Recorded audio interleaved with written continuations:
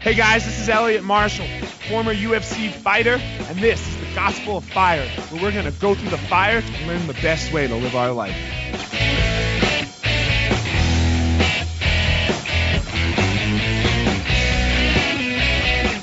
Guys, what's up? We're back, the Gospel of Fire, episode 6, I think. Here we are again, and I'm going to do a solo. I haven't done a solo since the first one, and goddamn, I've been waiting for this. I normally...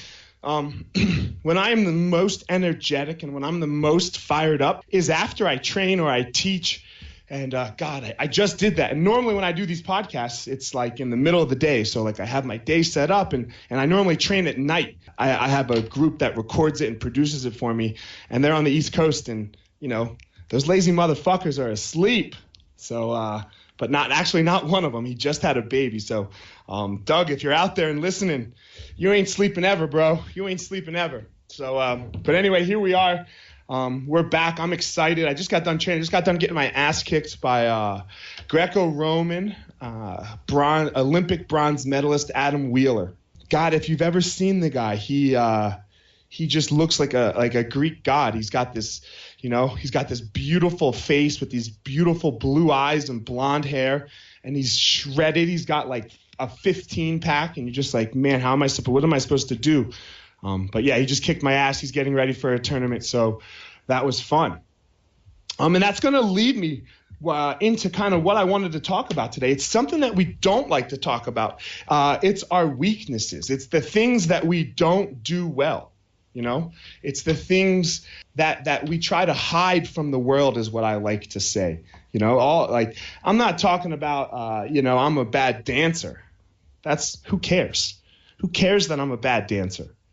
No, yes, you know, my wife and I joke about it. You know, my kids make fun of me, whatever it may be. But it's a funny thing. That's not a weakness. I'm talking about true weaknesses, the things that we don't want anybody to know about us. So, what better way to go, in my opinion, than for me to lead? You know, for me to just, what I like to say is scream my weaknesses to the world, you know?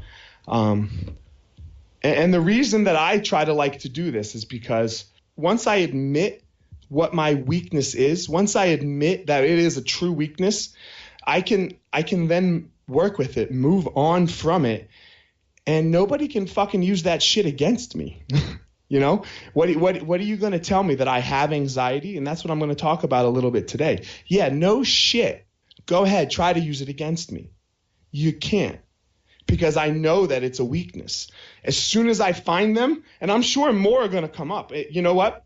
One of the things that came up for me today is when I was thinking about this podcast, I don't think I've ever really admitted it to anybody other than my therapist.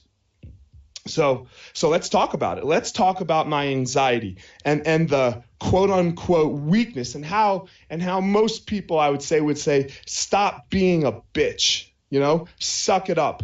You know, that's going to fail you. My anxiety has made me, motherfuckers. My anxiety has made me. So why did it happen? You know, where did this shit come from? The worst time that it came was this last time that I had it. I was coming back from Hawaii. I think I talked about this a little bit on the first episode. I was coming back from Hawaii. It was a 4-hour time difference. So when you get back, you have a little bit of insomnia, right? Some jet lag. You know, it's midnight here, but 8 o'clock in Hawaii. So, and I just spent 2 weeks in Hawaii.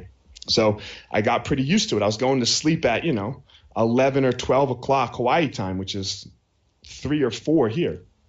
So anyway, this no sleep sent me into a tailspin. But there had to be some thinking. What was I thinking? You know, and what I was thinking that led up to this was, man, my businesses were going super well. I was at the best point in my life, right? Like my kids were good, my wife was good. I could do anything I wanted. Like I said, I don't know if I said this in my first podcast. Look, when I say anything I wanted, I can't go rent a private jet, but yeah. But as far as like normal people, anything they want, I could do. So I was doing all of that, and I just had this feeling of, man, what the fuck's gonna happen if this crumbles? Like, what's gonna happen if if this all goes away? What if my kids get sick? What if my wife leaves me? What if the economy crashes? What if these two words, what if, and they really got me, and they really got me. So I started seeing a therapist, and I started really trying to delve into why, and I don't know. And what my why was of why this was happening. And I was thinking about it was, it stems from my childhood. And I grew up a black kid with a Jewish mom in a very, very small town. And I wouldn't say anybody was, I guess I can't say that. Yeah, people were outwardly racist to us when we were building our house in this neighborhood. We came to check on it one day, and niggers go home, except they spelled nigger wrong. They spelled Niger. So that was interesting, or niggers leave, something like that was spray painted all over the house, and swastikas were all over the house. And, so I guess I just had this feeling of why would they do that to us? We're just trying to have a house. I think I was like 8.5 years old at the time. We're just trying to move into this neighborhood. So, and when I went to, we ended up still moving in. And when I went to school, I don't know, I could just never make friends. And I just wanted so badly to have friends. This is all I wanted, And in like the 7th or 8th grade, I started to get some friends, like the cool kids. The cool kids liked me a little bit. So what's 7th or 8th grade? I don't know, 12, something like that. 12, 13, somewhere in there. And I was like, it was like the greatest time. I can remember the coolest kid in school, the most popular kid, the kid who ended up being the high school quarterback, and he was probably the homecoming king, and his girlfriend was probably the homecoming queen when we were in high school, if I remember. Man, we started being friends. He was my friend, and I was like, oh man, this is the greatest thing ever. And then it fell apart, And then I picked my nose. I remember exactly what it was. I picked my nose, and everyone just started making fun of me. I still pick my nose today too, so fuck it. I think it's a symptom of getting punched in the nose and having your nose broken a lot. Your finger is always up your nose because it feels weird.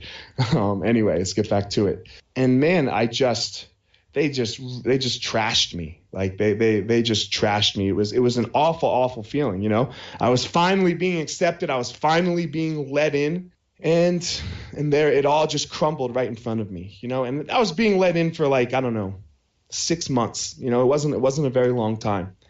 And then I was never let in again. I was never really let in again. A little bit probably during my senior year of high school.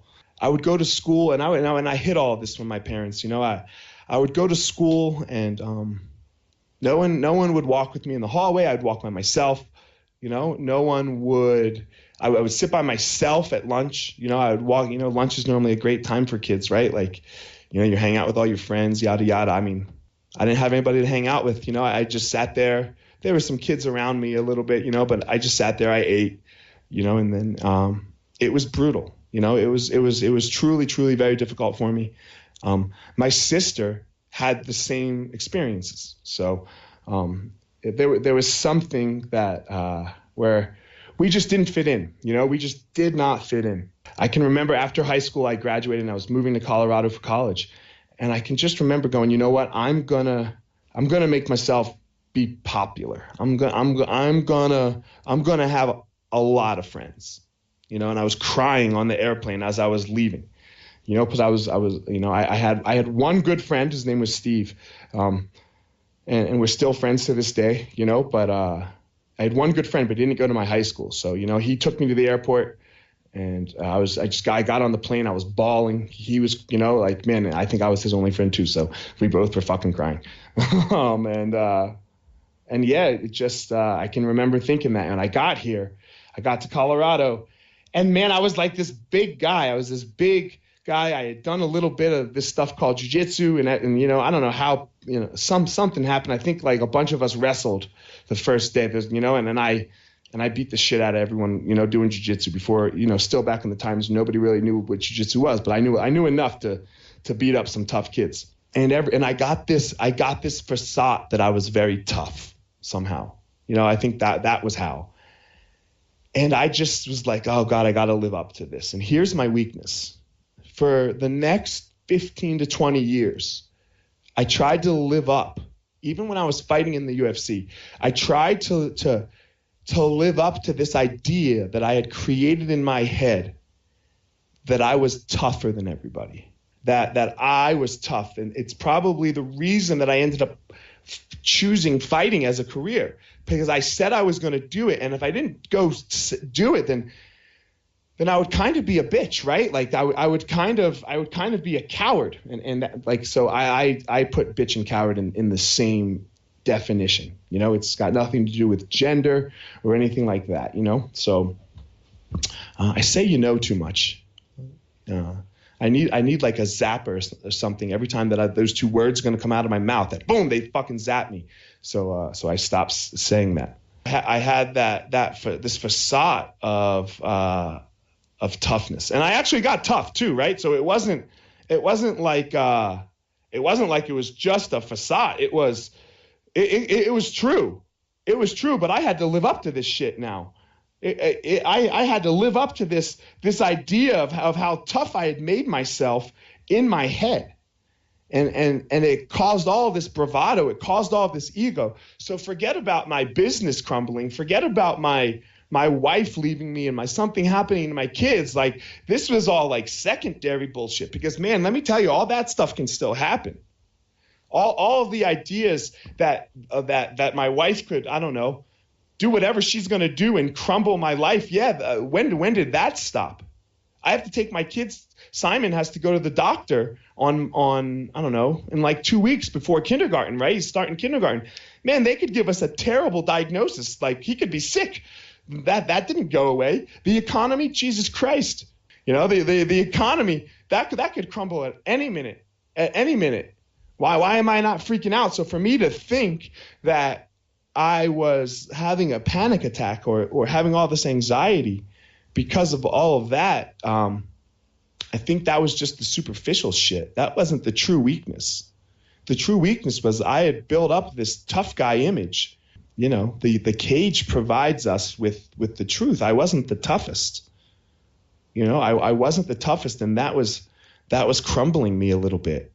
That was shattering this image and this ego that I had built of myself, and it hurt. It hurt down to my core. And if that image crumbled, then man, maybe I'll lose everybody again. Maybe all these friends that I had, they'll go, man, are they my friends because I'm tough? Because I'm not. And then if I lose everybody, if I'm alone again, fuck, that would suck. Right? That would be, that's my worst nightmare. Not just losing a couple of people, losing everyone, because it's happened to me twice. And I think genetically it's just in me a little bit, from not just genetically, but from the Holocaust, right? Like my grandparents lost everyone, or my grandfather, he's the only one that survived of his whole family. 9 brothers and sisters, mother and dad, or aunts and uncles, cousins, all that stuff. Nobody made it, just him. So he had nobody and nothing. And I heard that a lot. And I could see and feel that pain a lot. It was not comfortable. My grandmom put her sister in the Holocaust, so this is just my life. She put her sister on a train because the Nazis were moving them from one camp to another. And they said, hey, take the little girls, take the children. And her sister was a child at the time. And they said, let the children go on the train and they'll go on the train, and the older people, the adults, will walk and they'll meet you there. And at the time it was my grandmother, her mother, and her other sister, and they were debating on what to do, like make I think their sister was like 9, the younger sister that they were debating about was like 9 at the time. And they were debating about whether to put her on the train or not put her on the train, and they ended up deciding to put her on the train. So they put her on the train, and the Nazis blew up the train right in front of them, So they saw their sister just blow up, So my life was just littered with stories like this. So I was very, very fearful of that being me, of that being me. I had worked so hard in high school to to have friends. I had worked hard in college to have friends. I had them. It kind of crumbled on me a little bit when, we just separated a little bit, not the same. And I was just dreadfully fearful of my failed, what you would call, quote unquote, failed UFC career. I'm not that tough. You could see some of my weaknesses. I didn't fight like a tough guy. I could have fought much tougher. When I say fought much tougher, I fought very safely through most of my career. So you could see that, like, I had this fear. And I want to say I probably fought very safely, because when you fight with risk, you live and die by the sword. And if I died on the sword, then that would mean I wasn't that tough. And this ego that I had put up of myself wasn't true. So I would do everything and anything to protect that. I fought and I would say most of the time, not all of the time, there were glimpses, but some of the time, in a very cowardly way. I didn't fight with true honor. And that would haunt me. That would haunt me, because, like, at the end of it, when my career was over, that coward was still there. And what was I going to do about it? This not tough guy was still there, but I tried to create this image that I was, and I wasn't, right? And I wasn't the toughest guy in the world. I couldn't handle everything. And it crumbled in front of me. It just fell apart. Nothing fell apart, but my image, my ego, what I thought of myself is what fell apart. And that's my weakness. And it still happens today. It happened yesterday. It happened yesterday, and that means I have to tell you all about it. Little glimpses of this fear of losing everything and everybody. And it's not everything. I don't care about everything. It's everybody. It's my friends. It's my family. That's my fear. And that's what I have to deal with on a daily basis. What happened yesterday? We're doing this thing at work, these things called 360 reviews, where you get to somebody, we hired a friend, he's doing it.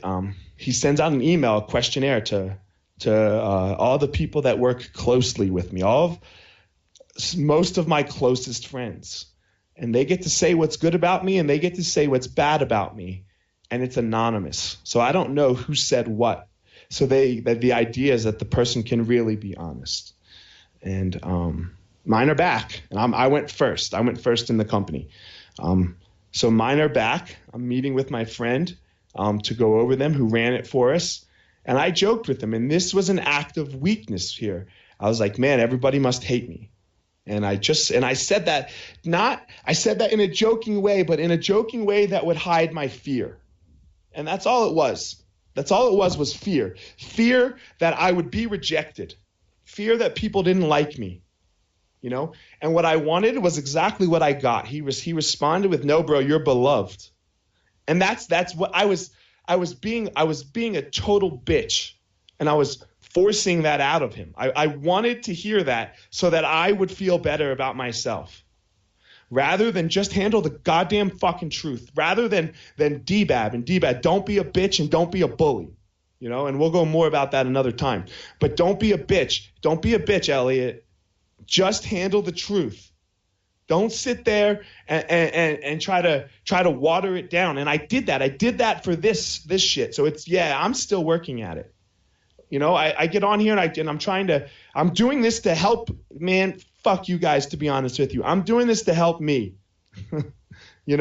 I'm doing this to help me so that I can lead a better life and be the best parent possible. So that I can find my weaknesses and I can find where I flail and do life better. Now, I do think that's going to help everyone else too. Because if we have real honest talk about what we're really, really bad at, then we can actually do something to move forward, right? We can actually do something to move in a positive direction on this. So let's do it. Let's do it. Let's put all of our weaknesses, I like to say, scream your weaknesses to the world. Tell everybody how bad you are. Tell them what you do poorly. I'm afraid that the image of toughness will fall away. Actually, yeah, I am. I'm still afraid. I've dealt with it a lot. I'm not as afraid as I used to be because I've realized that the image of toughness, that's not really tough. What's tough is showing people how vulnerable you are. And that's just how I like to handle it. That's how I like to handle it these days. I like to say to everybody, yep, look, this is what I do bad. This is what I do poorly. This is where I'm flawed. And this is where like religion ties back into it. Man, for you religious people out there, look, we're all born in sin. Look, I don't believe we're all born in sin. I don't believe we're all bad and stuff. But we all have things about us that aren't perfect. And why try to hide them? Why try to hide those things that aren't perfect? Just say that you're not perfect. No one is. No one's perfect. Everyone has something like what I have, this weakness that it's a flaw in our character. Now, once you own it, once you own it, and once you don't put it on anybody else, Jocko Willink is amazing at this. He calls it extreme ownership, right? Once you just own that shit, now you can actually do something about it. Now you can actually say, you know what, motherfucker? Yeah, this is my problem. Come on, let's go. Let's scrap. Let's get after it. Let's fight. Let's go. I'm going to fight that. Right? I'm going to fight my wanting to feel welcome in every situation, my wanting to feel accepted in every situation. I'm going to fight that. I'm going to fight the feeling that I get when I have a party at my house and I've invited 50 people and I said 3 o'clock and 3 o'clock rolls around and no one's here. I'm going to fight that feeling of, oh God, man, no one's going to come. And I have that from when I was a kid, right? Like this is what happened to me when I was a kid. I would have a party. No one would fucking show up. It's heartbreaking, right? It's heartbreaking for a young person. And it leaves scars on you as an adult. But what are we going to do? Just carry that shit around for the rest of our fucking life? No. You got to do something about it. You have to admit what it is. And don't put it on anybody else. I'm not going to put it on anybody else and say that those kids were racist or those kids, yada, blah, blah, blah, or they didn't like, no, because they was black or Jewish. No, I'm not. That might all be true. That might all be true 100%. But goddamn, what the fuck am I going to do about that?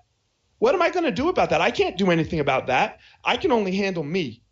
I can only handle me and what I'm going to do in my day and how I'm going to change and admit what I do wrong. I'm not going to put it on it. Man, it's not Donald Trump's fault. It's my fault. It's my fault. It's not the people that voted for Donald Trump that in my opinion, I didn't vote for the guy, obviously, it's if you hate Donald Trump, but it's not the people that voted for him. It's you, right? It's your fault. It's your fault that he's in the White House, because you didn't communicate values in a specific you didn't make connection in a specific enough and good enough way so that people that weren't like you could go, okay, you know what? Maybe that guy's not the answer. I get it. I have a problem, but this isn't okay. We have to find some common ground, not some uncommon ground. And the only way we're going to do that is if we all own our shit. If we all own what we're bad at, if we all own our weaknesses and we scream them to the world and we say, yeah, this is where I'm bad and this is where I'm flawed. And if you want to, this is where I'm born in sin, however you like to do it. But don't just go to confession and tell one dude. Don't just tell one person. Don't just talk about it with your therapist. Tell everybody what you're bad at. Show everyone what you're bad at. Get on a jiu-jitsu mat and tap. Get on a jiu-jitsu mat and tap. This is why I love jiu-jitsu, because it screams your weaknesses in jiu-jitsu to the world for you. It does it in and of itself. It's what makes it so beautiful, in my opinion. I can't pass your guard, I get armbarred. I get swept, I get choked. There's no hiding it. It's right there for everyone to see. When you go compete, there's no you either win or you lose. You see what your weaknesses are. Why you think these chokes and arm bars, for you jiu-jitsu listeners, you think they mean something? Whatever it is that you do in your life. In my opinion, it's why sports and athletics are great. It's why whatever you're striving to be good at is great. because if you're striving to be good at it, you suck right now. Just suck. Just be terrible and work at it. We deprive our children of this. We're not going in the right direction. Let your kids be bad. Let your kids lose. Let them fail. Let them keep score and get blown out. And look at a scoreboard that says 42-10. It's okay. They'll be fine. You'll be fine. The reason we're not doing it, it's not for the kids. It's for us. Because we can't handle our kids being bad at something. Don't try to put it on the kids. Kids have been bad at shit forever. Kids have been bad at shit forever. Since the beginning of kids, they were bad at stuff. They handled it then. It's the adults that can't handle it, assholes. It's not the kids. Kids don't change. It's the adults that change. Wake up every day. Meditate. Scream your weaknesses to the world and then fix them. Let's get after it, everybody. Thanks for listening. Have a great day. Hey guys, thanks for listening to this episode of The Gospel of Fire. Hit me up on my social media at FireMarshal205 on both Twitter and Instagram. Give me a follow at my fan page on Facebook, Eliot the Fire Marshal. Give a subscribe on iTunes, on Stitcher, wherever you're listening. Throw a review up there. We'd greatly appreciate it. We'll see you on the next episode.